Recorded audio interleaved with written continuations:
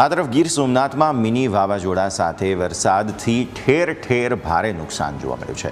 સૂત્રાપાડા અને વેરાવળના ગ્રામ્ય વિસ્તારમાં મિની વાવાઝોડા સાથે શુક્રવારે વરસાદ ખાબકતા તારાજી સર્જાઈ છે.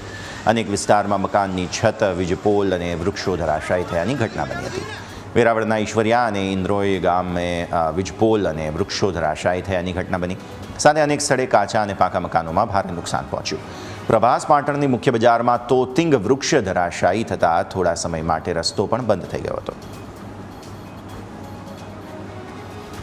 તો આપ તસવીરો નિહાળી રહ્યા છો, જે પ્રમાણે અહીં તારાજી સર્જાઈ હતી. આપ નિહાળો, ભારે પવન અને વરસાદને કારણે જે મકાનના છાપરા છે તે ધરાશાયી થયા, છત ધરાશાયી થઈ, જેની તસવીરો આપ નિહાળી રહ્યા છો. ગીર સોમનાથ જિલ્લાની આ તસવીરો છે. સૂત્રાપાડા, વેરાવળમાં પણ આ જ પ્રકારે ભારે તારાજીના દ્રશ્યો સામે આવ્યા હતા. હજુ પણ આ જ પ્રકારે પવન ફૂંકાશે, ભારે વરસાદ આવશે તેવી આગાહી કરવામાં આવેલી છે. ત્યારે આ સમગ્ર વિસ્તારના લોકોએ હજુ ધ્યાન રાખવાનું રહેશે.